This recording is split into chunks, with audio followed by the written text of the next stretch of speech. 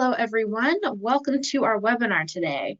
The topic for today's webinar is how CEG and Connecticut Green Bank are helping Connecticut affordable housing facilities install resilient solar plus storage. This webinar is a collaboration between Clean Energy Group, also known as CEG, and the Connecticut Green Bank. And this is the third in a series that we are doing, the third and the grand finale. Before I pass it over to our exciting list of presenters today, I'd like to go over a few quick webinar logistics. All of our attendees for this webinar are in listen-only mode. You have a couple of options to join the audio portion of the webinar. You can call in via telephone or connect using your computer mic and speakers. If you'd like to minimize the webinar console so that you can view the presentation full screen, you can click on the orange arrow that you see circled here. And you can also click on that arrow to expand the webinar console. And one of the things that you might like to do with your webinar console is to submit your questions and your comments. We will be saving some time at the end of our webinar for a Q&A with the audience. And we'd like to get to as many questions as we can. So do type your questions and comments in when you think of them. A final note, this webinar is being recorded. We will send you an email with a copy of the webinar recording and a PDF of all of the slides within about 48 hours. And we'll also put all of those materials on CEG's website at cleanegroup.org/webinars. So with that, I'd like to now pass it over to my colleague, Todd Olinsky-Paul. Todd is a Senior Project Director here at Clean Energy Group, and he is going to get us started. Great, thank you, Samantha. Welcome everyone to the third in a 3-webinar series that we're doing with Connecticut Green Bank. We have worked with Connecticut Green Bank over many years on all kinds of clean energy program and policy development, as we do with many states. And but this is particularly exciting because what we're talking about today is a new program that is making it possible for residential and commercial customers in the state of Connecticut to install behind-the-meter energy storage, to get incentives for doing so, and particularly underserved communities are really being supported through this program with a set of special incentives. And you'll hear more about that from our speakers today, so I'm not going to go into too much detail, but this is something that we are excited to be partnering with the Green Bank on. And particularly for multifamily affordable housing, we're excited to be bringing some technical support to that sector in partnership with Green Bank. And so if you are working in that sector or managing a facility, or you're a developer, or you're just interested in how multifamily affordable housing can participate in this kind of program, this is where you're going to find out about it. So I'm going to do a brief intro of Clean Energy Group and Clean Energy States Alliance, and then I'll introduce Bryan Garcia of the Connecticut Green Bank. He'll do a little background on the Green Bank, and then we will get to our main presentations today. So, Clean Energy Group, if you don't know about us, we are a nonprofit based in Vermont. We work at the forefront of clean energy innovation to accelerate an equitable and inclusive transition to a resilient, sustainable clean energy future. Most of our work is supported by foundations, and we're very happy and grateful for that support. Next slide, please, Samantha. So we have several projects that are relevant here. One is called the Resilient Power Project, and this was started right after Superstorm Sandy devastated the electric grids in the Northeast. We've been working since that time on getting solar and storage, distributed solar and storage, deployed, and getting policies and programs developed to support distributed solar and storage as a clean, resilient power solution. We work to increase public and private investment in solar and storage. We are particularly focused on protecting low-income and vulnerable communities with a focus on affordable housing, which we're going to discuss today, and critical public facilities. We work with, as I said before, states as well as municipal entities and federal entities to develop supportive policies and programs. And everything that we do is freely available. We have tons of reports, case studies. We have a webinar archive dating back at least 10 years. We have blogs, all kinds of information. It's all free. You can get it at www.resilient-power.org. And you see here a few examples of recent reports that we've done that might be of interest, but there are many more. Next slide, please. In addition to all this information and policy work, we have actually done a lot of work to support deployment of solar and storage projects across the country, more than 250 of them, by providing technical support. There's a technical assistance fund managed by CEG, and you'll hear more about that from Mari in a few minutes. Next slide, please. So with all that being said, I'm going to introduce Bryan Garcia now to talk a little bit about the Connecticut Green Bank, which has been instrumental in developing this entire program. And then after Bryan, I will introduce our three main presenters for today. All right. Good afternoon, Todd.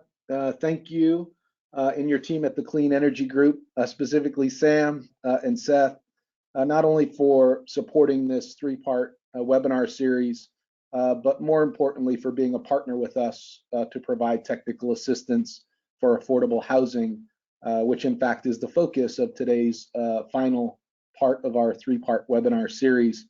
I also want to recognize the leadership of the Public Utilities Regulatory Authority, specifically Chair Marissa Gillette and Director Josh Ryer, and the Puro team for providing the Green Bank with an opportunity to partner with our electric distribution company partners to bring energy storage solutions to families and businesses across Connecticut. We hope that this three-part webinar series has been informative. We'll see after today to all of you attendees and online viewers. We began the series on March 1st with a look at the framework for an equitable modern grid and the creation of the incentive program.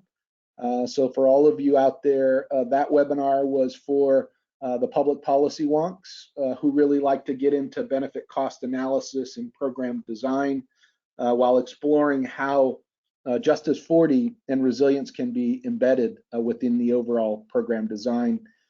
We then followed up with the webinar on March 15th with a detailed look at energy storage solutions. Now, the webinar was for those who are interested in how the incentive program works for residential and non-residential customers, and we're off to a great start in terms of the projects coming in. So keep those applications and projects coming. And now we're holding our final webinar in the series, the most important component of the series, in the climax to what we hope will be the growth, development, and sustainability of a market for resilient solar plus storage installations for affordable housing, multifamily housing facilities in Connecticut.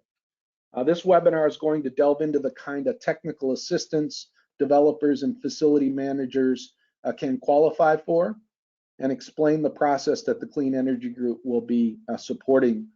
And we'll also express how developers can access low-cost and long-term capital from the Connecticut Green Bank through various programs, including our open RFP program called Green Bank Capital Solutions.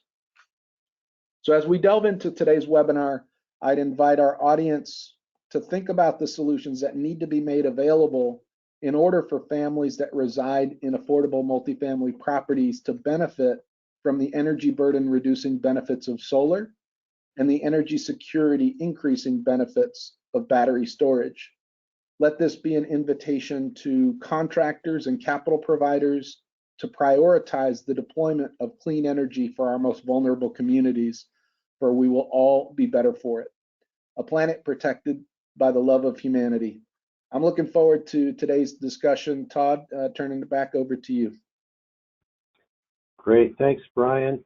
I'm just going to very briefly introduce our three presenters, and then we will get right into their presentations. We're going to start off with Marriele Mango, a project director here at Clean Energy Group, who manages technical assistance and capacity building programs to support the development of solar plus battery storage projects that benefit low-income and disadvantaged communities. Her work with CEG is focused on projects that prioritize environmental justice and financial feasibility. She has prior experience in disaster management with the Marion County Emergency Management Office in Salem, Oregon, and was a project coordinator for a nonprofit energy efficiency program aimed at assisting low-wealth communities and faith-based institutions on Long Island. Marriele's presentation will be followed by Geoff Oxnam, founder and CEO of American Microgrid Solutions, and I should say CEG works quite a bit with American Microgrid Solutions. Geoff is a microgrid project developer and former utility executive with more than 2 decades of experience in energy, utilities, telecommunications, and infrastructure. He's managed strategic planning, operations, marketing, and communications efforts for utility, telecommunications, and environmental organizations. And he was appointed by Maryland Governor Larry Hogan to chair the Maryland Clean Energy Center Board of Directors and to sit on the board of Maryland Energy Innovation Institute. Finally, we will hear from Bert Hunter, EVP and Chief Investment Officer of Connecticut Green Bank. Bert leads a team of clean energy finance professionals that develop innovative financing programs that have deployed $2.2 billion in public and private investment in energy efficiency and renewable energy using approximately $300 million of public resources.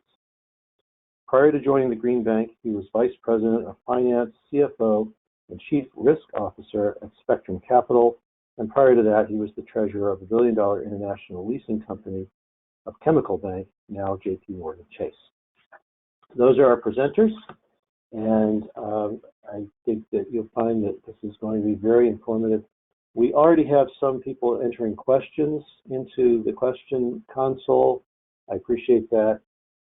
Please continue to do that as your questions occur to you, and that gives me more time to sort through them and try to categorize them so that we can have productive Q&A after the presentations. And with no further ado, I'll turn this over to Marriele Mango for her slides, and I'm going to step out. All right, so off to you. Hi, everyone. My name is Marriele Mango. I'm a project director at the Clean Energy Group. And I'll be speaking a bit today about our experience supporting resilient power at affordable housing communities. Oops, excuse me. So just for a brief overview, I'm going to speak a little bit to barriers to solar and battery storage development as we've seen them through the Clean Energy Group. Much of this overview is based on a survey that we conducted with our partners, asking just those types of questions. And I'll also speak a bit to opportunities that we see to improve adoption of resilient power technologies, including incentives like the Connecticut Energy Storage Solutions program, as well as pre-development programs such as Clean Energy Group's Technical Assistance Fund. So the first thing I wanted to speak to was the survey that we conducted with our affordable housing partners. We reached out to folks asking what the reasons behind the low rates of solar and storage adoption were for critical facility providers. We surveyed about 60 community-based organizations, municipalities, affordable housing developers, and technical service providers that were either planning on, currently developing, or had recently completed a resilient power project or solar and storage project. The findings that I'm presenting here are based on responses from solely the affordable housing providers, which were about 40% of all respondents. Some of the takeaways that I think are worth highlighting here are that affordable housing providers ranked revenue generation and electric bill cost savings as 2 of their highest reasons for moving forward with solar and battery storage, and 2 of the largest obstacles to moving forward with it if they don't work out. I pull out energy resilience was also ranked very high, but I really wanted to pull out here the project motivation as it relates to revenue generation. Affordable housing versus community service providers had a much more significant priority for utility or grid services programs that provided some sort of economic benefit to a long-term energy resilience system. And that really points to the importance of policy interventions that can maximize the economic benefits of solar and storage for affordable housing, and really why we've taken next steps in that direction. Additional barriers to solar and storage development, really the two main ones that were indicated across all facilities, but especially for affordable housing providers, included a lack of information about battery storage, with 63% having stated they have already encountered it, and barrier including technical issues, which almost 50% had encountered. These are two resonating issues that we hear about through our work at Clean Energy Group, just involving not really understanding battery storage information, the gaps typically related to how solar and storage can improve resiliency for a property, the bill savings battery storage can include through demand management or other grid services programs, battery storage system costs, space requirements for siting systems, the availability of state and local programs to improve economic feasibility, and understanding how battery storage can support emergency operations in the event of a power outage at the facility. Technical issues that we saw highlighted time and time again include not really quite understanding how do we know if something is going to be an issue before we get so far down the path that we've spent a considerable amount of money in developing a project that may not work for us. So often we'll see sometimes that having an experienced solar and storage technical partner who's able to support you throughout the beginning of that process, especially for affordable housing providers, can really help in working through any of these technical challenges up front, or finding them up front through a feasibility assessment, rather than taking a lot of capacity, a lot of time and energy to go down a road that might have much larger hiccups moving forward. So in addressing both of those, the obvious obstacles that we work towards to overcoming them, and that the programs that CEG works on to overcome these obstacles include upfront technical assistance support and how to improve solar and storage economics through incentive programs and other sort of economic benefits. Technical assistance, there's a significant amount of benefits here, but really what we wanted to highlight was the supporting the development of clean energy projects that decrease energy burdens and increase resiliency, especially in low-income communities, communities of color, historically underserved communities, places where disinvestment has really resulted in a lack of clean energy projects being pursued. And these technical assistance programs really support that first step in the door of a preliminary technical and financial feasibility analysis to say, here's your facility, here's what solar and storage would look like. This is what it would cost. This is where it could be sited. Here's what it could support in the event of a power outage. Here are any economic benefits that might be helpful, duration of power that you'd be able to get in the event of a power outage, critical load supported, things like that. So a technical assistance program or option for folks to really be able to dive into this, get their foot in the door and educate themselves as to the components of resilient power can really make or break a project. And especially with affordable housing folks that haven't experienced a solar and battery storage process before, or haven't dived into clean energy, this is really essential because it gives that support. It provides you with what you need to be able to make an educated decision, and it allows folks to ask questions without feeling as though they've kind of gotten too far down the road. Another benefit is pre-development feasibility analysis links organizations to trusted allies. Oftentimes it's a third party that conducts the development and the feasibility analysis, which Geoff can speak to later. It also provides a clear picture of costs. What are ownership structures? What are the financial incentives available? What goes into decision making and fundraising, and how can that be supported? I've included the Clean Energy Group's Technical Assistance Fund for obvious reasons in that it supports this work directly. So Clean Energy Group's Technical Assistance Fund supports the development of clean energy projects, primarily solar and battery storage, aimed at decreasing energy burdens and increasing resiliency. We provide one-on-one support before, during, and after a solar and storage feasibility assessment, and really provide hand-holding as much as necessary. Some of the folks that we work with have a lot of questions, a lot of concerns. They really prefer CEG as a third-party nonprofit entity to be that point person. And other folks, once they start the process, they're good to go. So we're really here to offer as much or as little support as you need. And through the program, we also offer educational opportunities beyond that. So we've worked with a lot of folks who've asked for webinars or informational materials that they can deliver to their residents or to community members or to their staff, so folks feel more involved in the process. We provide education materials after the fact, so you can learn about other affordable housing providers, what they've learned from, what their projects look like, what their projects have supported, things like that. And those are pretty instrumental in terms of building projects out rather than a one-off and then you don't really learn anything from it, neither do your colleagues. So the grants range typically from $5,000 to $15,000. Our average is around $7,500, and that's really per facility. And oftentimes it's enough to cover that solar and storage feasibility assessment. We work with a variety of partners, including Geoff, who will dive a little bit more into what the TAF perspective from his organization's capacity. But the idea is that this is funded. You're ready to go. You don't have to worry about fundraising on your own. And this gets the first step in the door of understanding solar and storage for your facility. It's really meant to be a low barrier to entry. This program is an intake form. You speak to someone at Clean Energy Group, such as myself or my colleague Abby. We talk a little bit about your project, answer any questions you may have, and then take forward to next steps of, okay, how can we get you moving forward? Who do you want to work with? Things like that. The eligibility is that the project must serve low-income populations or BIPOC communities, communities of color in the event of a power outage.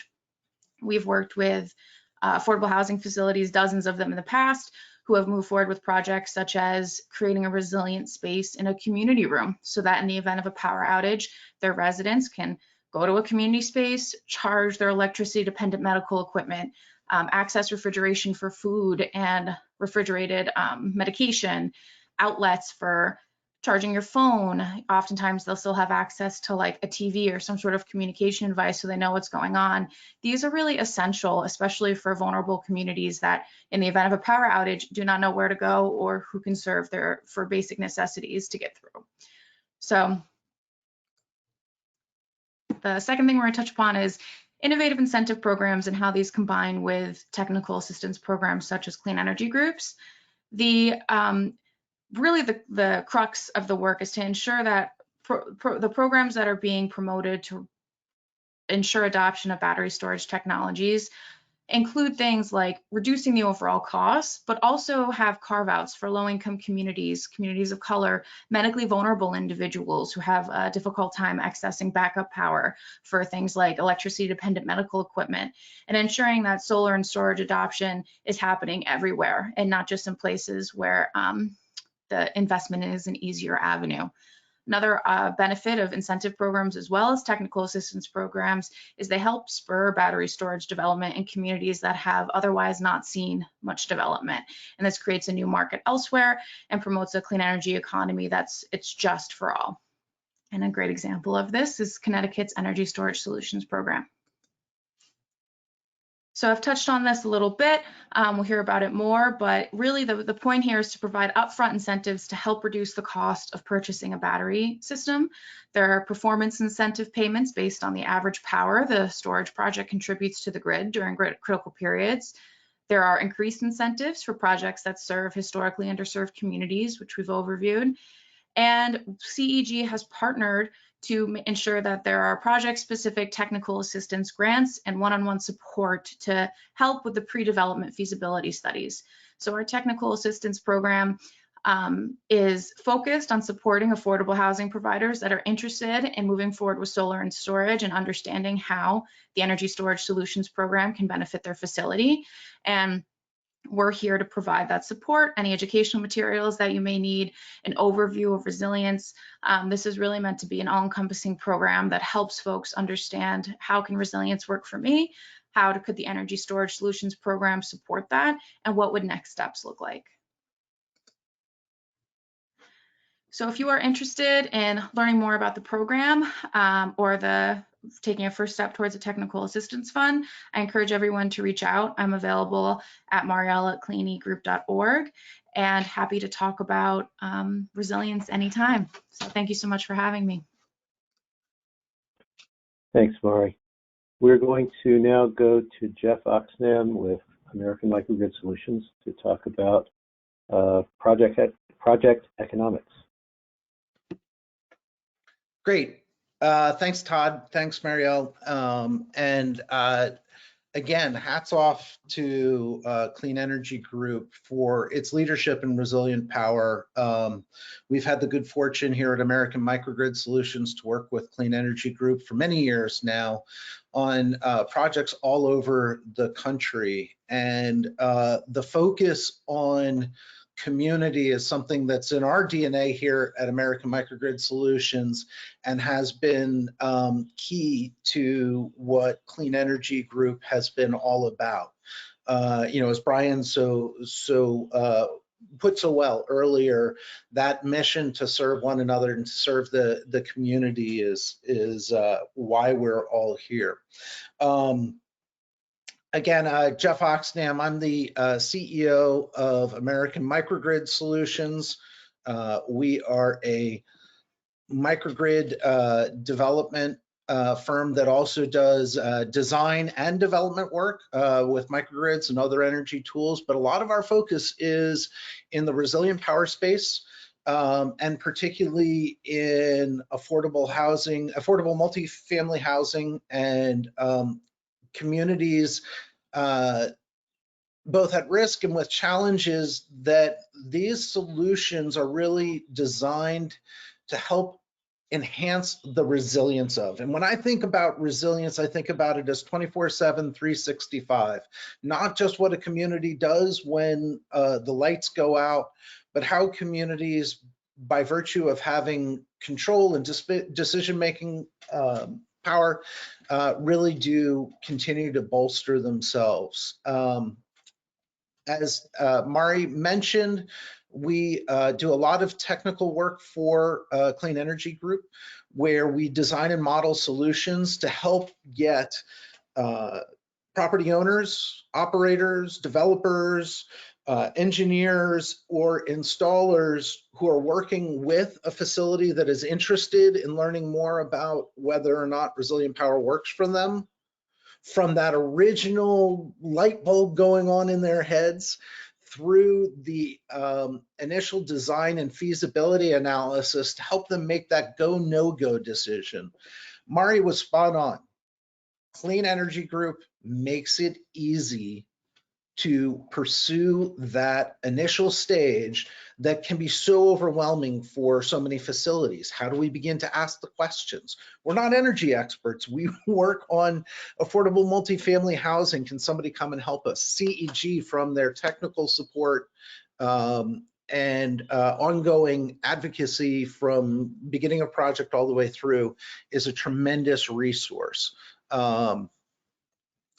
As I said, we here at American Microgrid work on projects all over the country. We also do quite a lot in the resilience hub space, a sort of subset of a lot of this resilient power, where we're working on community facilities that help support communities at risk during and after major events.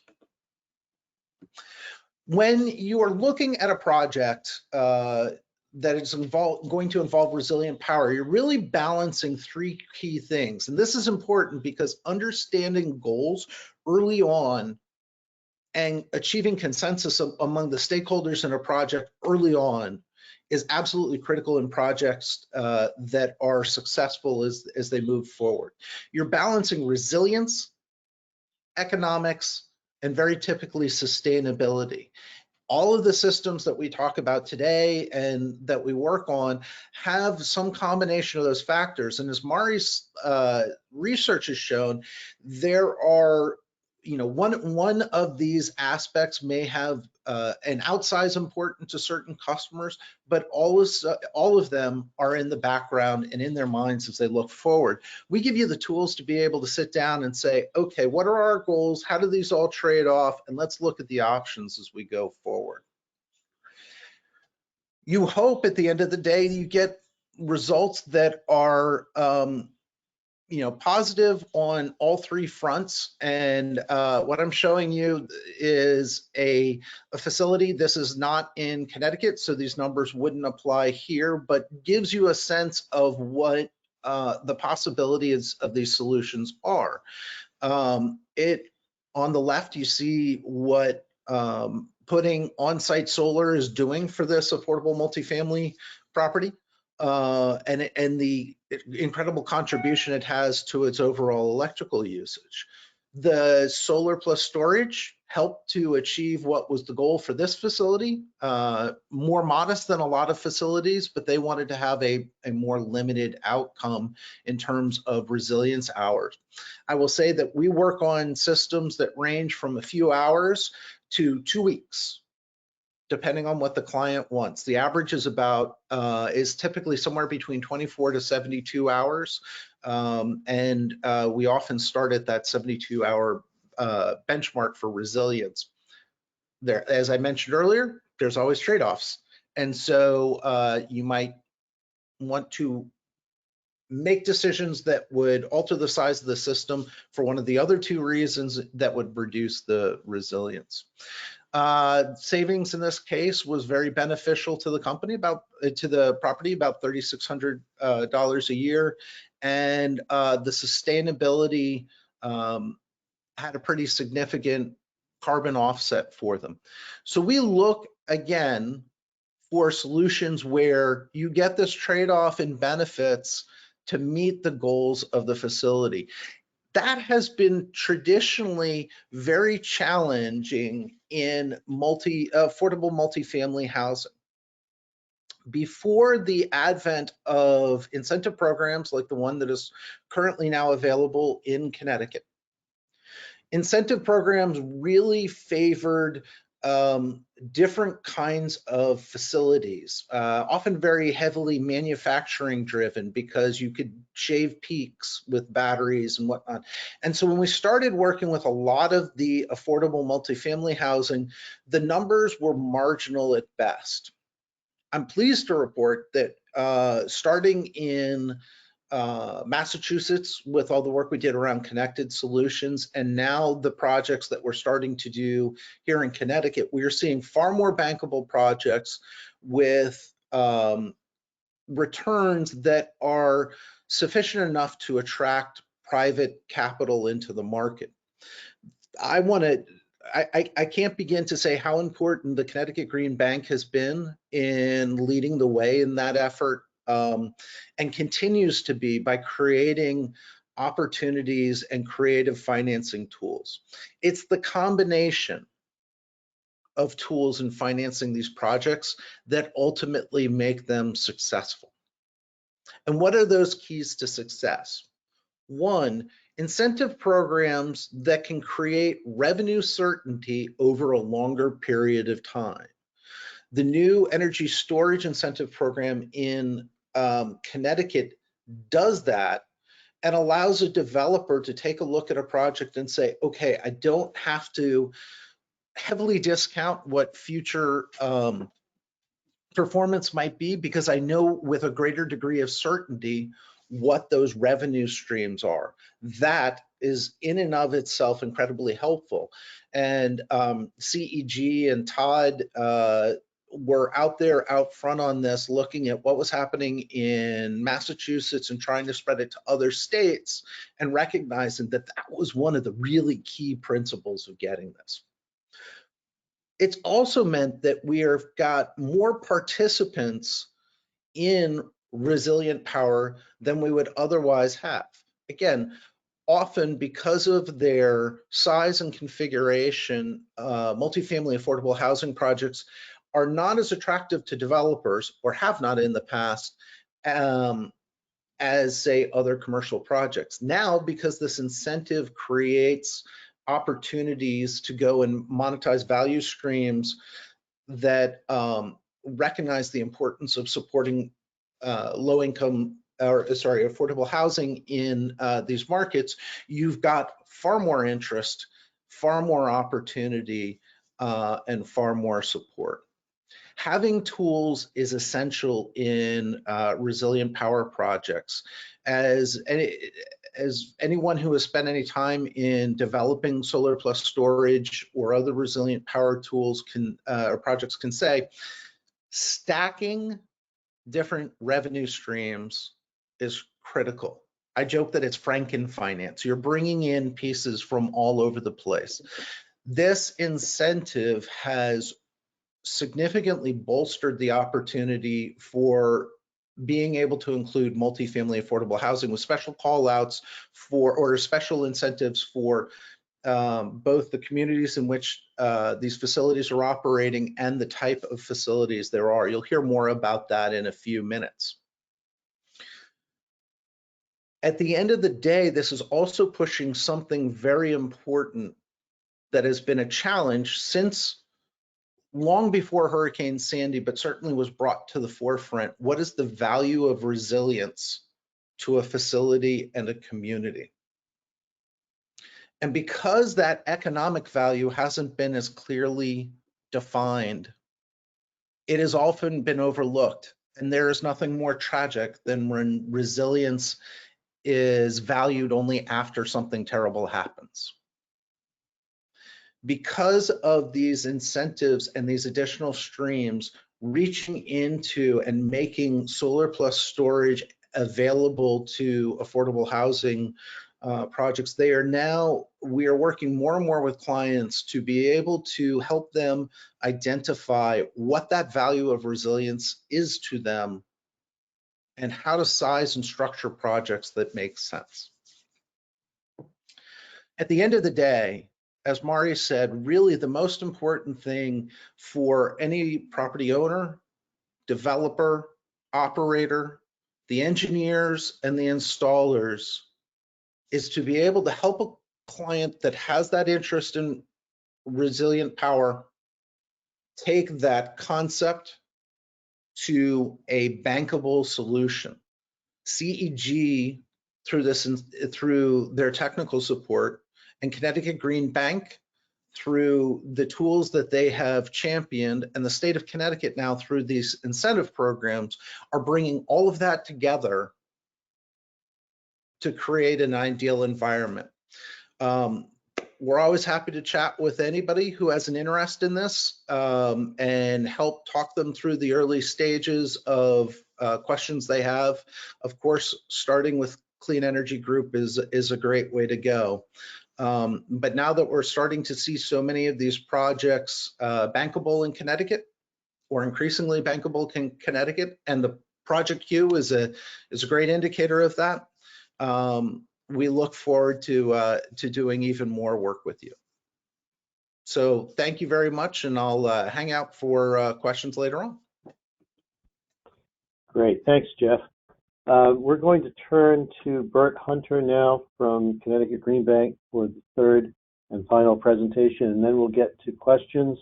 We do have some questions already, but we have room for more. We're going a little long today so that we can get to hopefully everyone's questions or most of them. So if you do have a question or comment, or you're scratching your head over something somebody said, please do type that into the question console. We will get to that right after Bert Hunter's presentation. And if you've already typed your question in and you're just hanging out waiting for an answer, we will get to you in a few minutes. Okay, thanks, Geoff. We're going to go over to Bert now. Bert, you're on. Great. Thanks, Todd. Hey, Geoff, you can turn off your camera if you like, just to let you know. As Mari and Geoff explained, there are a lot of resiliency benefits available with solar and battery storage systems together. So I'm really glad the Clean Energy Group is there to make this an easier process for those multifamily owners and developers that really want to go through this process. And so I just want to take a few minutes at the end here so we have a generous amount of time for Q&A at the end of this. I want to review a few financing options that are meant to help Connecticut achieve its policy objectives around vulnerable communities. This is not an exclusive list by any means. There are a number of providers that are or will be available in the market. But having said that, let me just take you through a few of the options that we have available today. Next slide, please.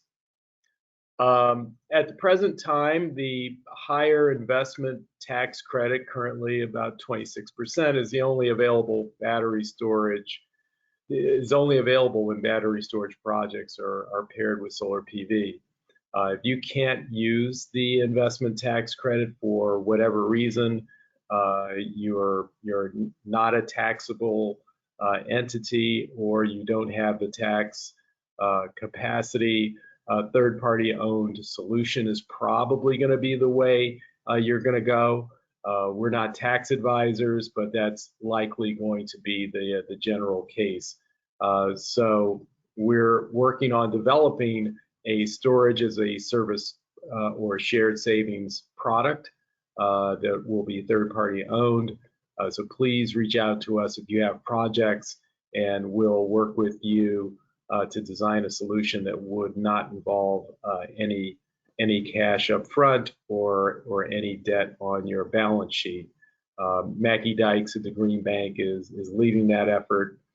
You can reach him at Mackey, M-A-C-K-E-Y Dykes, D-Y-K-E-S at ctgreenbank.com for more information. And also available is our CPACE program. Provides long-term fixed rate financing for a building owner to purchase a battery. Again, that would be done more cheaply if you can avail yourself of the federal investment tax credit, which is what you get when you pair it with solar PV. CPACE is repaid through the property tax assessment system, and it stays with the property. So whoever buys the property after you leave, if you should sell the property, they would then assume the burden of making those assessment payments, as well as the benefits of the battery energy solution that you purchased. So for CPACE, I would recommend you reach out to Elise Bazzelli. She's at alysse.buzzelli@ctgreenbank.com, and she'll be able to help guide you through the CPACE process. The third option is our Capital Solutions program, and go to the next slide, please. And this is a financing option for projects that are not, please go to the next slide. Thank you. A financing option for projects that are not eligible for other Green Bank programs. We have a portal. The link is going to be at the end of the presentation, where we will receive proposals for investment on an open and rolling basis. We'll evaluate those proposals in accordance with a transparent criteria that you'll find at that link. Our intent is to be market responsive and adaptable, meaning that this is not a cookie cutter approach. We want to be very flexible, listen to all ideas from developers and other capital providers to see what we can do to help bring more capital into this space. Next slide, please. As far as the technologies that are eligible, the program is designed to address any technology that is available to us under statute and to help us meet our statutory mandates that we express through our comprehensive plan. It's got to fit in one of two boxes. It's already commercially viable. Clearly, battery storage and solar PV pass this test. Or it can demonstrate a clear potential for commercial viability. Now, as it relates to financing projects, the Capital Solutions program is not designed for one-off small projects one at a time. It is really meant to address larger capital solutions. So, and I'll get to that in a couple of slides. Next slide, please. As far as the financial arrangements, again, we want to be flexible and not prescriptive. We want to maximize the leverage of Green Bank Capital. So that means we will not be the only capital source in the arrangement. If you come to us and you expect us to provide 100% of the financing, we're not going to be the solution in your overall for your proposal. We will work with you on trying to shape a transaction, and we'll give you some advice and guidance to try to make it bankable. But we need to balance out risk containment and green bank sustainability. This is not a grant program. As Geoff said, the revenue stability and certainty is needed to make transactions bankable.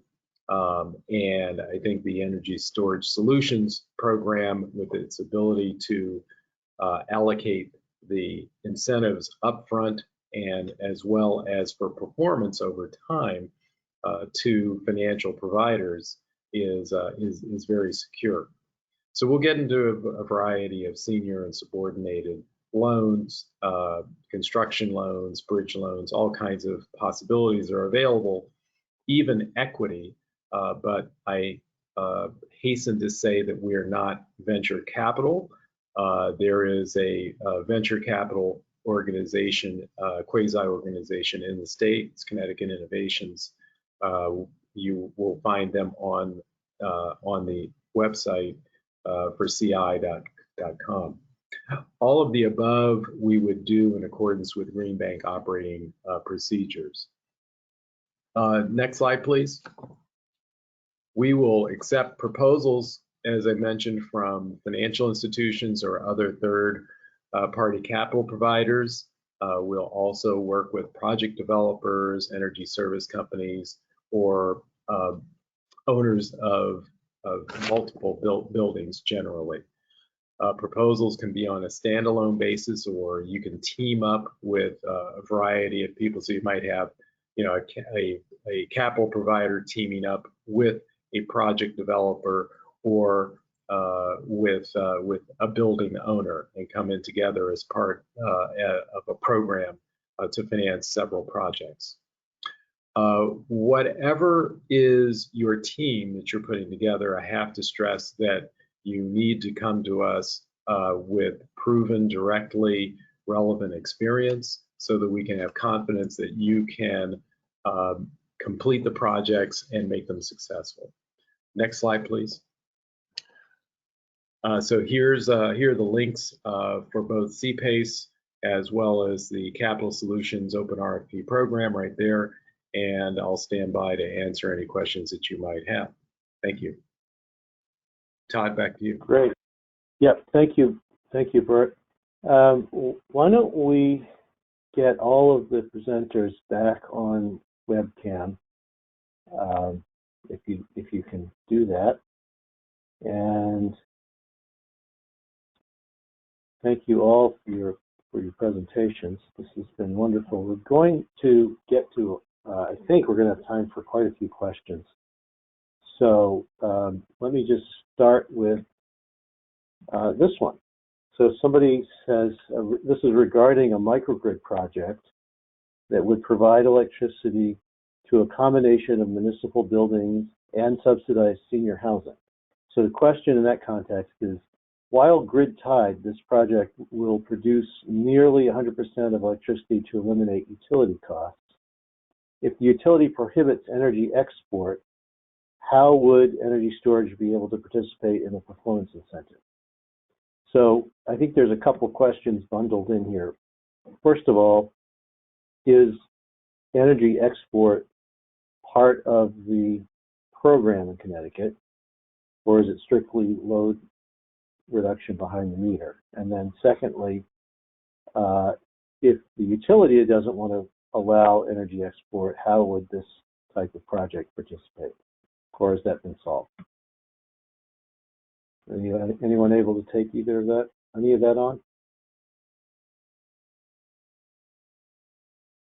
And you're muted, Bert, if you're trying to speak. Yeah, I'll just say, and maybe others can jump in.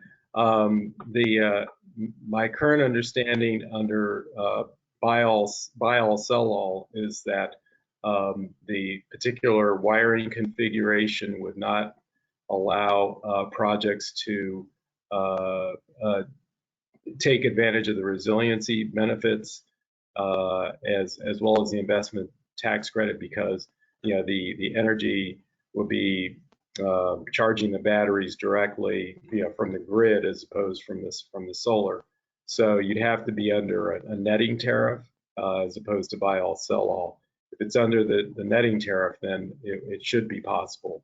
I don't know if anybody else wants to comment on that. You're on mute, Brian. Thank you, Bert.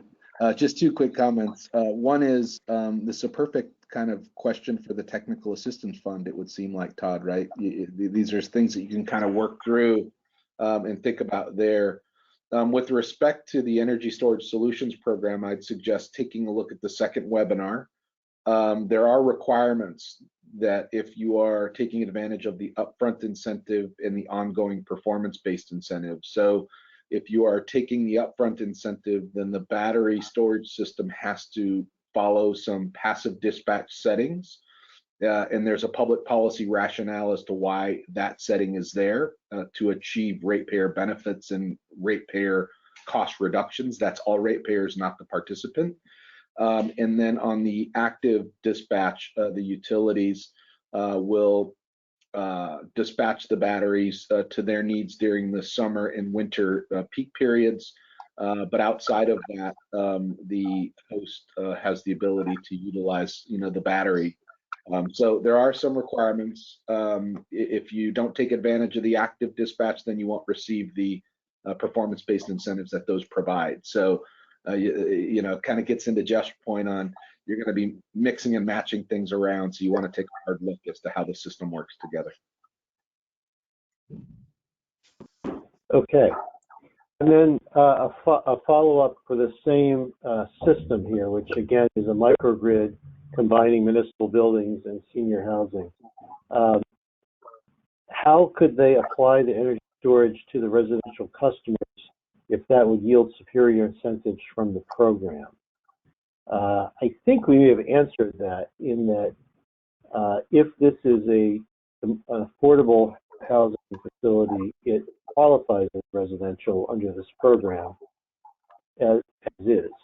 But does anyone have anything further to add to that question?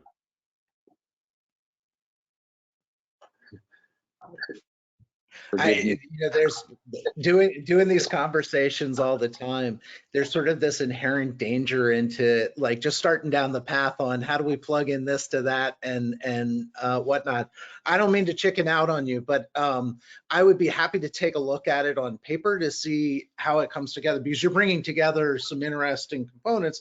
You don't just have the housing, you also have the municipal piece here, and understanding how everything is currently wired and metered, that is going to have a pretty big bearing on what can and can't be brought to play in this situation.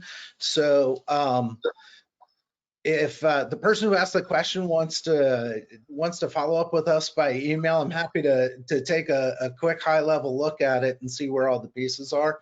But there's always a danger trying to engineer these without a net.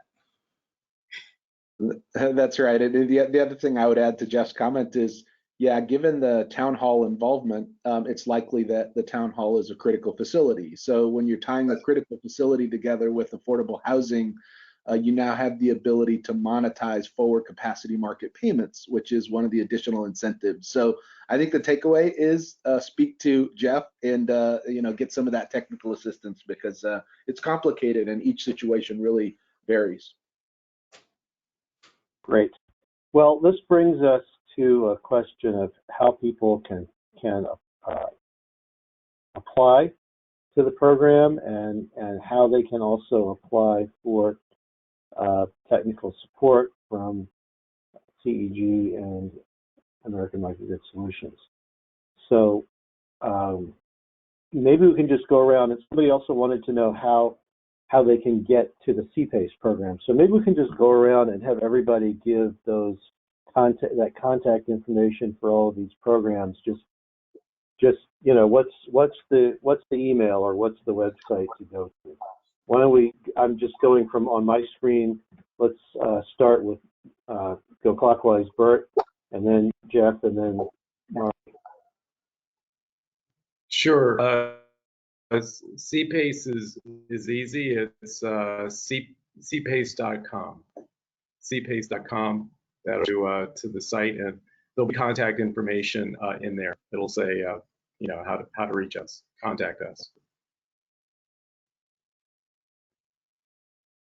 All right, and I'm gonna suggest that before you talk to me, you probably want to talk to Mari. And Mari, well, no, I mean, feel free to email me at any time. But in terms of the technical support, CEG has a really great, easy intake process. You fill out a quick, easy form, and you give them information. And they follow up with you about your interest in their technical support, and they sort of get you on that process. As Mari said, and I can't emphasize this enough, it is a very easy, frictionless process to have that initial conversation with them and go getting involved with American Microgrid, or however the project progresses forward. That has been one of the great advantages. We have a client who always reminds me that the most expensive money in the world is free money. Because of all the paperwork that goes into it. CEG helped make that not be the case. So I don't know, Mari, I don't want to, if there's anything else you want to add about how to get involved with CEG. Yeah, it seems that Geoff gave most of my spiel, but yeah, it is meant to be a very easy process. So if you want to go to the cleanegroup.org, which is our website, and you click the Resilient Power Project, which is the primary project, you'll see all the information related to the Technical Assistance Fund. You're also welcome to email me directly, which a couple of you have already done, so thank you. It's mariele@cleanegroup.org. And as Geoff said, we have a very simple intake process. You just give us a little bit idea of your project, questions you have.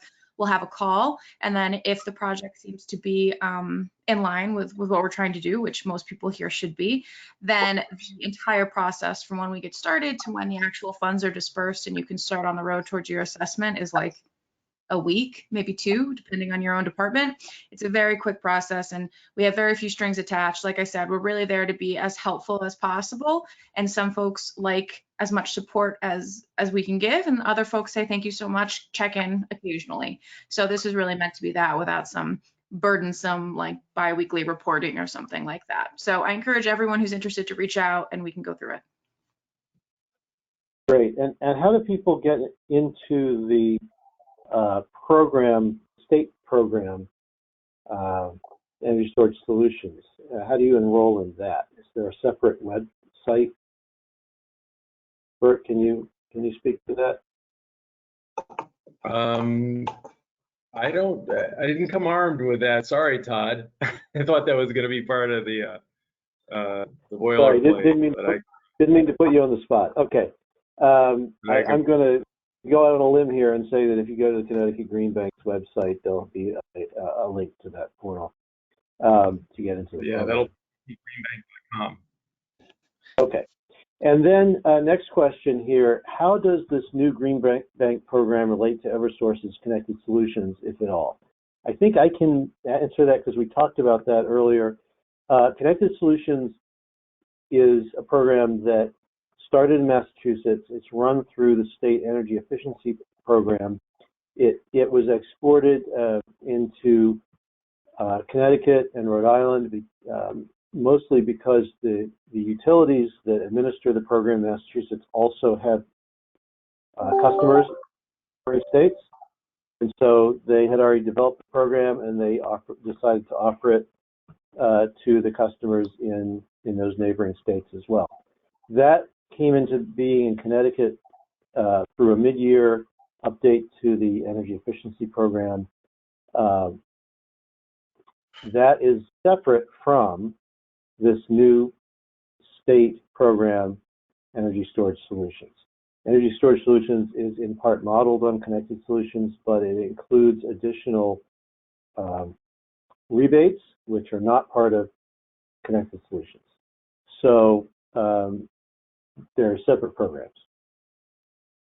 I believe that's okay. If anybody has any other information on that, jump in. Otherwise, I'll go to the next question. Okay. This is a really interesting one. How can municipal energy committees, task forces, et cetera, best stimulate our existing multifamily and affordable housing facilities to take advantage of this technology? Again, I'm going to go out on a limb here and say that maybe you could encourage them to contact us if they need information. But Mari, Geoff, do you have experience with municipal committees and task forces that might be interested in how to involve the affordable housing developers and managers in their municipalities? Sure, so I can start. We've worked with quite a few municipalities, HUD offices, and conducting kind of resilient specific educational webinars for folks to be able to say, okay, let's get interested folks together. We'll do something like this, but it's much more specific to like an overview of resilience, of the incentives available, of the technical assistance fund. And we leave quite a few, the majority of the time open for free discussion. So folks can ask questions specific to their complex or to questions that they have as to the process. And we've found, at least at Clean Energy Group, for that being really one of the easiest ways to get folks involved. We also create 2-pagers. We have, they can just call for one-on-one support. So those would be my suggestions. It's really reaching out to Clean Energy Group for information and to see if we can get something tailored to get folks on a call together to understand what the programs are and how they can get involved. We've seen quite a bit of success with that already to date in Connecticut. Yeah, and I'll add, obviously, I will echo what Mari said about getting involved through CEG. We've worked with municipalities and county governments and state governments all over the country, and sometimes departments within them. And very often it's an initial discussion of really trying to define what solution or challenge they're trying to overcome or achieve. And in this case, if it's how do we get more of the affordable housing involved in this, we help them identify an easy path forward to have that conversation, look at the programs that are available. And I always find the best thing to do is to have somebody bring me a specific facility that they had in mind. And we'll just do, off the record, take a quick look at it and walk them through what the potential could be with that facility and how that can scale throughout the rest of the municipality or community. But as much as is important with the numbers on that is the process, right? The questions you have to ask and the folks you have to bring together. We can help with that and often do. As I said, really all over the country. Great, and I just want to add that I do a lot of work in New England. We have support from a foundation that allows us to provide information on energy storage to municipal and community groups that are looking for that information. So you can contact Clean Energy Group and say, look, we're looking for some information, and we'll be happy to talk to you. I also want to say that a couple of the folks who work at the Green Bank sent in links in answer to one of the previous questions. I put a link in the chat. Thank you very much to those folks who provided that. There is now a link in the chat to the Connecticut program. Okay. And Todd, if I can just throw out there too, yeah. Municipal utilities. There are quite a few in all over the country, but there are some in Connecticut as well. that is if you're a municipal utility or have one in the area that you're working with, I encourage you to have them reach out as well. I think that's an opportunity that is undertapped in some ways. There are some munis that are out there that are pretty aggressive in the space, others who are still trying to learn what's out there. And having come from a municipal utility background myself, love to see when they get engaged, and co-ops, because there's such a close connection with the community in those two utility models that it's a great place to jump off. And you've seen leadership in places like Vermont and elsewhere from some of these programs that were driven out of munis. Yep, very good, thank you. Okay, here's a question. Are master metered low-income residential multifamily considered non-residential or residential? This is master metered. The non-residential has already fully filled the first 50 megawatt tranche. Anybody want to jump in on that? How are master metered low-income residential facilities categorized in this program? That's Bryan was describing this earlier, and I don't know, Bert, if you want to handle it, but is an evolving opportunity in this program potentially. I think there'll be more news in it in a bit. Traditionally, it has been a non-residential designation, but what's happening in Connecticut may make it more flexible than that. I don't know, how far you want to talk about that, Bert. It's very technical in terms of how it's set up. I would suggest that the person that asked that question just reach out to you can reach out to me, bert.hunter@ctgreenbank.com, and I'll connect you internally with resources to track down that answer. And Todd, I'm not sure if there is a way that we can post along with the presentations any Q&A type of responses. So might be able to do that. Yeah, well, let's put it this way. If you are in need of more specific assistance, please contact us. We'll make sure that your question gets directed to somebody that can get back to you with an answer. Okay, this is a question for Geoff. The person says, to achieve the resilience duration you cited of 72 hours, what energy storage technologies do you select? I have a hard time seeing lithium batteries achieving economic viability. We've done a whole lot of these projects, almost, I think, exclusively with lithium ion. Maybe there's one or two exceptions, and they have achieved economic viability. In fact, we see paybacks well within the lifespan of the system. But Geoff, you've got the goods on this, so go for it. No, excellent question. Gets to the heart of it, and we've modeled other than lithium ion, but 99.9999% of what we do is lithium ion batteries incorporated with solar storage and occasionally with generation. The question you ask is a little bit more complicated than just simply what is the package that you need to put together. And this is a key take home for people who are considering projects. You'll often hear a battery is a 4-hour battery or a 2-hour battery and whatever. That is a measure of the battery's theoretical performance, not of actual resilience.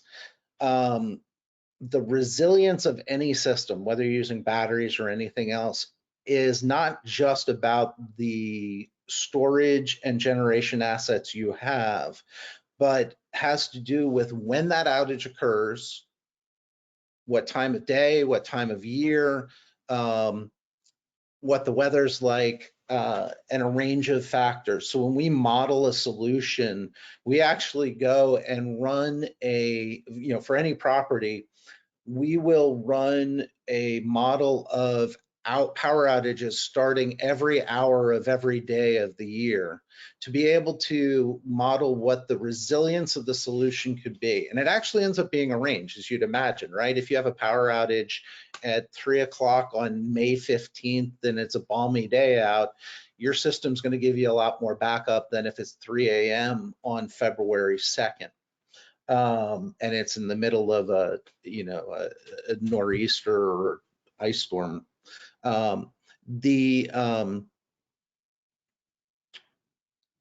What you end up doing is then identifying what a minimum continuous backup is going to be, and then what the total amount of backup could be with a solar and storage solution that has the ability to, even if you get to time to first failure, to start again the next day when the sun comes out. We then model them together. Sometimes people include generators in it to stretch it all out. Factor one is what that outage duration is. You had, the 72-hour. Factor two, and just as important, is what the critical load in the building is. If you're trying to run the whole building off the system, you need a much larger system than if you're only trying to run a subset of the building. There are multiple resilience strategies that multifamily housing will use. Some, the most often case that I've seen is that there is a common area into which people will congregate for whatever the period of the outage is, so that the critical load of the building that you have to power is not the whole building itself, but that, say, common area. Mari talked about one of the projects they did. It was actually down in DC, right, Mari, where they were looking at a room versus an entire building. The challenge with the whole building is not just the size of the building, but also the way the metering is structured and owned in it. And that gets into, like, the question a little bit ago, what happens if you have master metered versus individually metered? So all of those factors come together. So the answer is yes, you can have resilient power systems that have a 72-hour resilience, and that pencil, it does become highly contingent upon what they are powering and how that resilience strategy works, and what other assets are involved, possibly in the operation of the building. Great. So that was a very detailed explanation. Thank you. I'm going to ask for we're going to try to give shorter answers because we have a lot of questions. I don't want to, I think we can try to give a little bit more concise answer. I do appreciate the detail, but let's try to just get through a few more of these here, because we have a lot of people lined up here to try to get answers. So, does battery storage make financial sense if the facility already has an emergency generator? First of all, emergency generators don't do anything for your finances. They generally sit there and do nothing until there's an outage. Solar and storage works on a daily basis, and you can get a lot of economic benefit by participating in programs like the Energy Storage Solutions program that we're talking about today. You can do demand charge management to reduce your demand charges. You can enroll in other kinds of market programs. So they're two totally different things. And the other thing that I want to mention is that we've seen a lot of fossil fuel, typically diesel generators, that fail in emergencies, either because they're not maintained properly or they're just old, they're not run very often. And if they don't fail, they have to be refueled, and that's often difficult in for example, a winter storm situation where the grid is down and you're not getting fuel delivery. So yes, it makes both resilient and economic sense. Does anybody want to add anything? I'll just jump in quickly and add that we work on plenty of projects where folks also keep their, if they have a relatively new fossil fuel generator, as added backup power so that they can work together to even offer that much more. So it's not necessarily one or the other. If you've recently invested in a generator, that can be incorporated into your project in a meaningful way. And oftentimes it's a much more efficient use of it by pairing it with battery storage. Great. We have several questions about thermal storage. Is there any provision in this program in Connecticut for thermal storage solutions that can reduce peak demand and do other things to participate? And if not, is there some other program that Connecticut has for those types of solutions? And Bert, looking at you because you're here representing the Green Bank. These incentives are for battery systems only. And there are, I don't believe there are any thermal incentives at this time. Okay. I would just note that Connected Solutions, which as we said is a separate program, started with, and I believe still includes,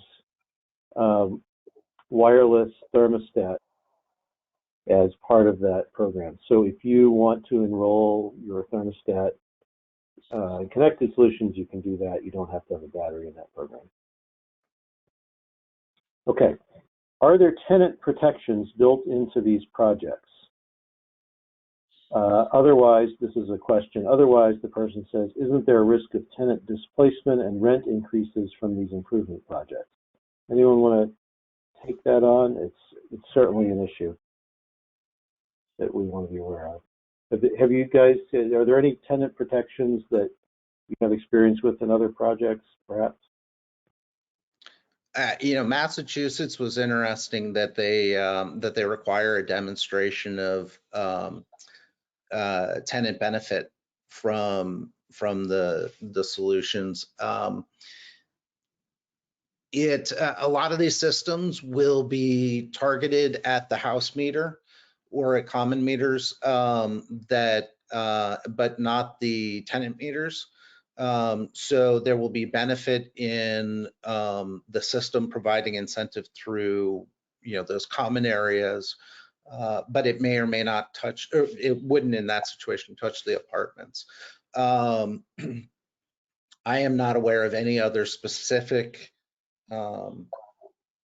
protections, and maybe Bryan or Bert is better equipped to get into that detail, but we'd be happy to look into them. Yeah, not that I'm aware of. One thing I'd like to add is Clean Energy Group is making a focus on reaching out to organizations that have renter advocacy or tenant advocacy networks. So if any of you on the call fall within that category of know folks that we should be talking to answer questions like these, please reach out because those are the folks that we want to talk to. Great. Here's a question. Do the services offered by CEG and American Microgrid Solutions only apply to Connecticut entities? I'm assuming this is relevant to this program. Obviously, we work with non-Connecticut entities on other programs in other states, but within, do you have to be a Connecticut entity to participate in this program? Let's start with that, and then, because I think if you can participate, we would certainly be willing to help. You have to be a part of like for the incentive specifically, this incentive specifically, you have to be the battery storage one, you have to be in Connecticut. However, CEG and American Microgrid have worked on projects all over the country and Puerto Rico. So to get support to look at other projects in other places, that's wide open. Yeah, you don't have to be. I'm sorry. Go ahead, Mary. Reiterate that if you're affordable housing provider or a critical facility provider in Nebraska, you can still reach out to Clean Energy Group for technical assistance. Our partnership with Connecticut Green Bank is just to make it that much more supportive for Connecticut entities to be able to take advantage of the Energy Storage Solutions program and technical assistance. So it's packs a little bit more of a 1-2 punch. Okay, but you don't have, I mean, I guess maybe I'm parsing this a little finely, but you don't have to be, in other words, if you are a regional affordable housing developer and you're based in, say, Delaware, but you have facilities in Connecticut, that's okay, right? Those facilities can participate even if they're not, the ownership isn't in state. Okay, that's a yes. Okay. Goes with the facility, goes with the meter. Yep. I'm sorry, can you repeat that? Goes with the meter. Okay. So if the meter's in state, you're good. Correct. Okay. Are there, let's see, we already answered that one.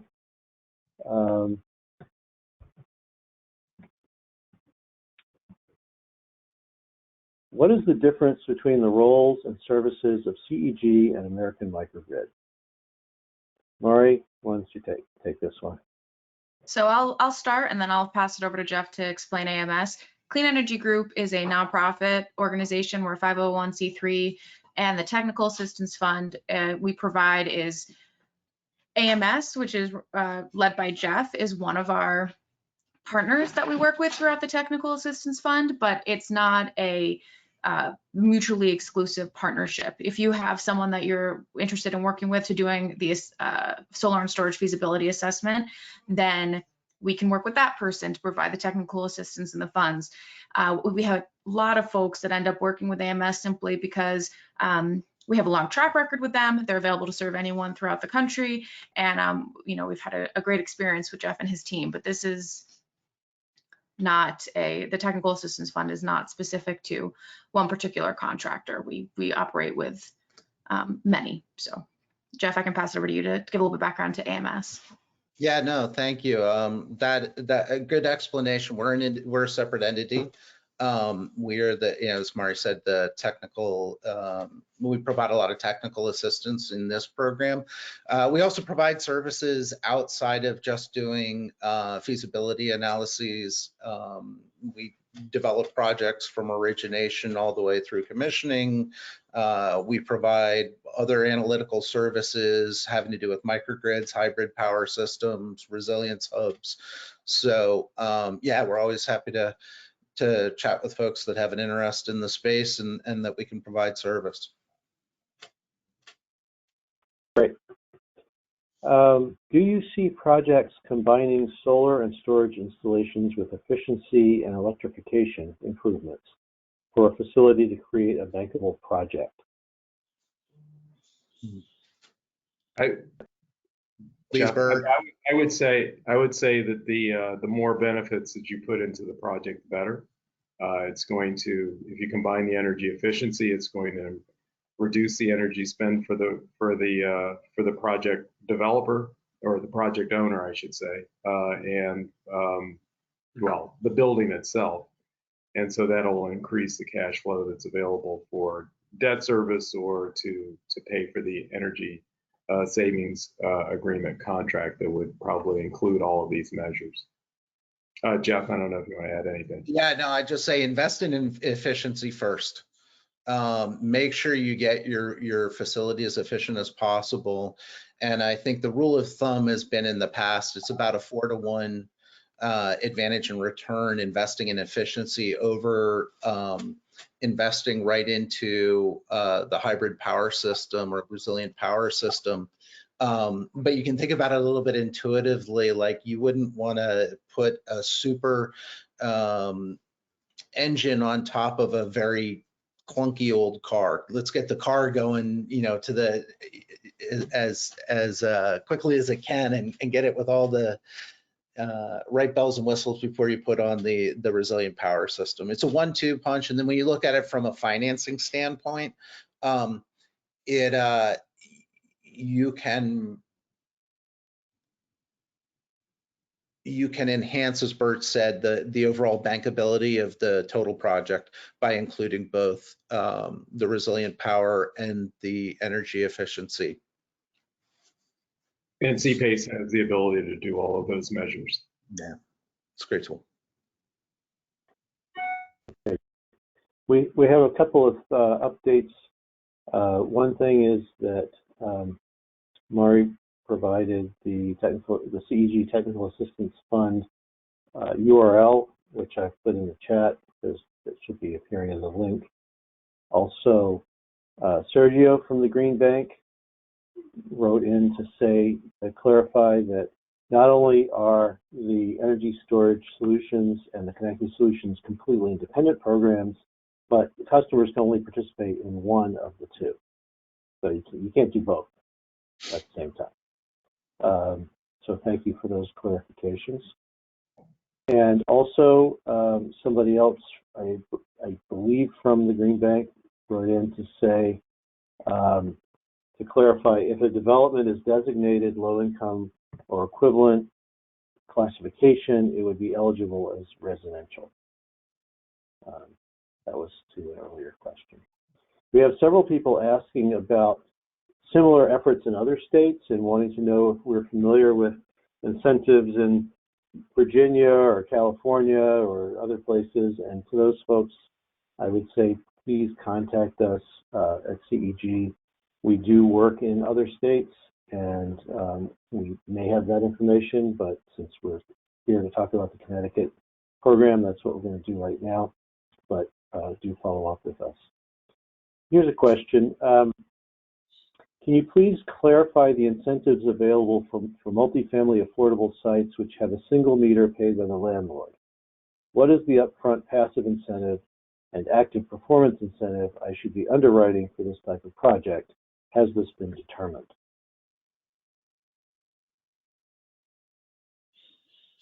I would recommend going to the website first. That is in that I think, Todd, you put in the chat, energystorageCT.com. There's an explanation of the incentives there and what would apply. It's pretty straightforward.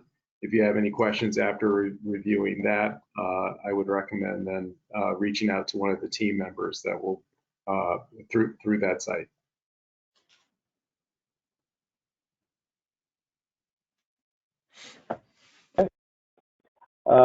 I think we have gotten to very close to all of the questions, and we are also very close to the end of our time. So I'm going to thank our presenters and everyone who joined us.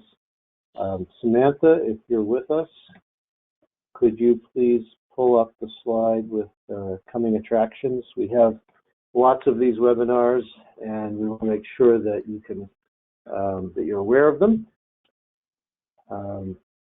So we have upcoming a webinar on the governance of wholesale power markets. That's on April 12th.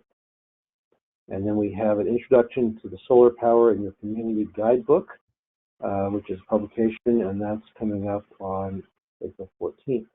And as always, you can register at cleanlinggroup.org/webinars. Okay, Samantha, any final words? That's it from me, Todd. Thank you everyone for attending today, and we'll have the recording out for you soon. Great. Thanks, everybody. Bye-bye.